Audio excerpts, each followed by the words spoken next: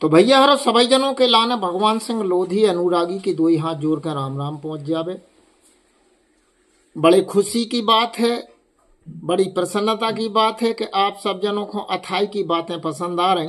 तो भैया हम हाथ जोड़ के निवेदन और प्रार्थना है ऐसा ही कि ऐसे ही स्नेह बनाए रखने और अथाई की बातें ऐसे ही सुनत रहने, गुनत रहने और उन पे मंथन करत रहने और उसे शिक्षा लेते रहने। आओ यही क्रम में एक ठैया और किस्सा आप सब जनों के बीच में परोसी जा रही है। सुनने हैं, गुनने हैं और उसे शिक्षा जरूर लेने। भैया बात ऐसी है कि एक राजा साहब को अपने मंत्रिमंडल को गठन करने तो उनने मंत्री जू से कही कि मंत्री जू एक काम करो, सतई जात में हल्ला कर दो, डोड़ी पिटवा दो, मुनादी करवा दो कि राजा के ते मंत्रिमंडल को गठन होने हैं। सो भैया हरो तीन तीन ठैया प्रतिनिधि अपने आम सहमति से चुन के और राजा साहब तक भेज दे जावे जी में मंत्रिमंडल को गठन हो जाए। और मंत्रिमंडल को जब गठन हो जाए है तो संपूर्ण समाजें, गांव को, देश को, समाज को, हर चीज को बैठ के फैसला करें और भैया हरो प्रतिनिधित्व भी हो जाए और गांव, देश को, क्षेत्र को विकास भी हुई है। सब जने अपने अपने देश की, क्षेत्र की विकास की बातें रखें मंत्रिमंडल में, भी राजा तक पहुंचे और भैया विकास हुई है। तो ये बात की डोड़ी मनादी पुट गई पूरे गांव में। कछु दिन के बाद में सतऊ जात ने अपने एक एक प्रतिनिधि आम सहमति से चुन के और भैया राजा साहब तक भेज दे। अब राजा साहब ने जब वह लिस्ट देखी, वह फर्द देखी, तो भाव जो उन्हें बड़ो आश्चर्य भाव के उनमें से एक समाज के प्रतिनिधि ने हती।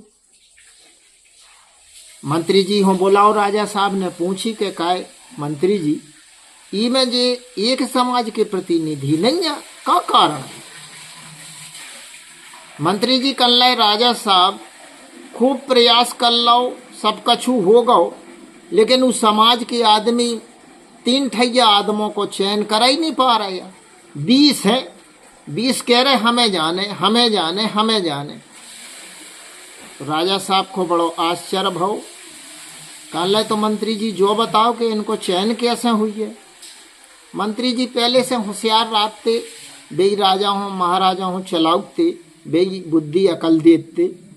तो मंत्री जी कहने के राजा साहब गलती की माफ़ी दी जावे, हमारे दिमाग में एक बात है कि एक प्रतियोगिता करवा ली जाए समाज की, तो जो ना आगे तीन ठैया आ जाए उनको अपन मंत्रिमंडल में शामिल कर लें।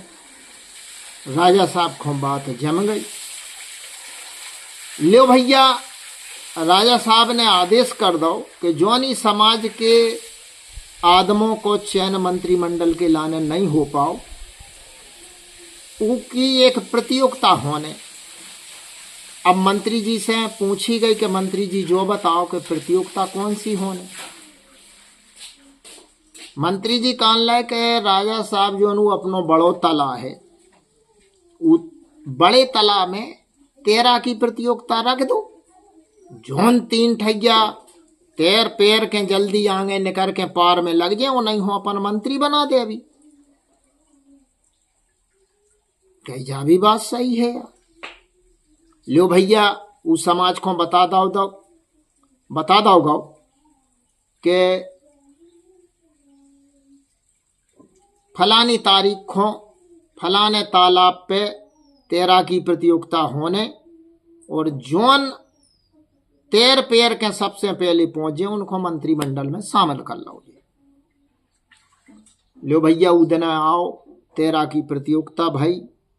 20 आदमी तालाब में कूदे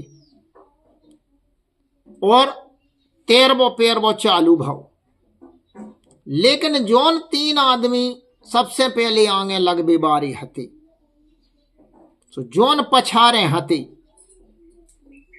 अंगारे बारे को गोड़ो पछारे बारे ने पकड़ू। ऐसे ही तीनों जनों को क्रम क्रम से उनने पांव पकड़ो तानो, गड्ढा में गड्ढा भाई वही पानी में वो गिलाए में वो ऐसो जो चलो पूरे दिन उनने फेरू को तानो गोड़ो, उनने फेरू को गोड़ो तानो, फेरू को गोड़ो तानो, पूरा दिन होगा कोनो पार नहीं लग पाओ। मंत्री जी ने अपनो माथो ठोको और कल्ला भैया जी तो इतने मूर्ख हैं कि मूर्खता को भी शर्म लगन लगी। प्रतियोगिता बंद भई। मंत्री जी राजा साहब कहते पहुंचे और हाथ जोड़ के खड़े हो गए कि प्रभु गलती की माफी दई जावे। उजात में तो उते भी फैसला नहीं हो पाओ। जब सबरी कहानी राजा साहब को सुनाई, राजा साहब ने भी अपनो माथो ठोक लो और कान ले भैया इनसे ज्यादा मूर्ख तो ये दुनिया में कोनो हुज्जा ही नहीं। अब मंत्री जी से राजा साहब बोले कि रहन दो इन मूर्खों को, अपन इनको प्रतिनिधित्व न रखो और जौन समाज के सबसे ज्यादा हैं उनको अपन एक एक और प्रतिनिधि रख लो, सो अपनो मंत्रिमंडल गठित हो जाए और जितने मंत्री संतरी जौन चाहने हैं सो भी पूर्ति हो जाए। कही ठीक है। चलो भैया उस समाज को छोड़ के राजा ने अपने मंत्रिमंडल को गठन कर लो। बैठ के होने लगी, राजपाट चलन लगो और वही राजा साहब के जमाने से अबे लो लगभग 20 साल हो गए। अब तो कछु हो बदल पड़े तो 20 साल तक उस समाज को कहूं राजा साहब हन्ने और उसके बाद फिर भारत आजाद होगा सो प्रधानमंत्री मुख्यमंत्री बनाए गए। इन सब ने मंत्रिमंडल में क्यों जगह नहीं दी। लेकिन 20 साल से अब मुख्यमंत्री और प्रधानमंत्री भी थक गए कि जब समाज तो मूर्ख है सो है, इनको मंत्रिमंडल में रख लो, नहीं तो भैया जो दोष लगत के इस समाज को प्रतिनिधित्व नहीं दो, इस समाज को प्रतिनिधित्व नहीं दो मंत्रिमंडल में।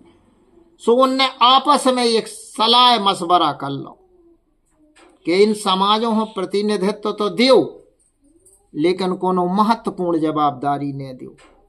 तो भैया उदना की मूर्खता वो प्रतियोगिता से लेके अबे तक उस समाज को अबे भी कलंकित कर रही और अबे भी कोनो जवाबदारी और महत्वपूर्ण पद उनको नहीं मिल रहा हुआ। तो सब जनों से भैया हाथ जोड़ के जो है कि सुधर जाओ भैया, हरो एक दूसरे को गोड़ो पांव न खींचो ताकि हमें भी महत्वपूर्ण और जिम्मेदारी को पद मिले। हमें नहीं तो आपको, आपको नहीं तो उनको, उनको नहीं तो उनको मिले तो समाज ही को। तो भैया हरो हमारा विशेष निवेदन और प्रार्थना है कि ये कहानी से शिक्षा जाई लेने कि समाज को पांव नहीं खींचने।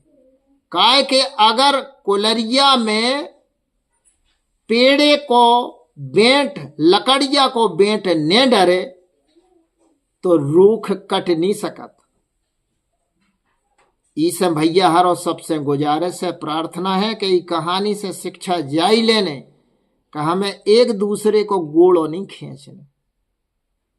कहानी कैसी लगी सुनने हैं, गुनने हैं, विचार करने और कोनों को वैसे तो हमने जाति विशेष को नाव कहूं नहीं लाओ, लेकिन अगर कोनों के दिमाग में बात चल रही हो वे बात कि जब फलानी जाति हुई है तो ऊपे भी भैया बुरा नहीं मानने।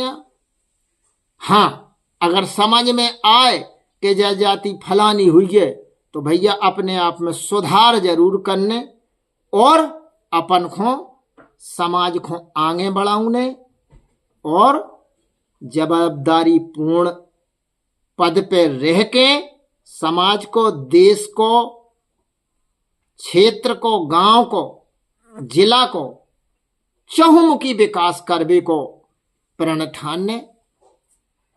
यही के संग भैया जा कहानी पूरी होत है। जय हिंद, जय भारत, जय बुंदेली।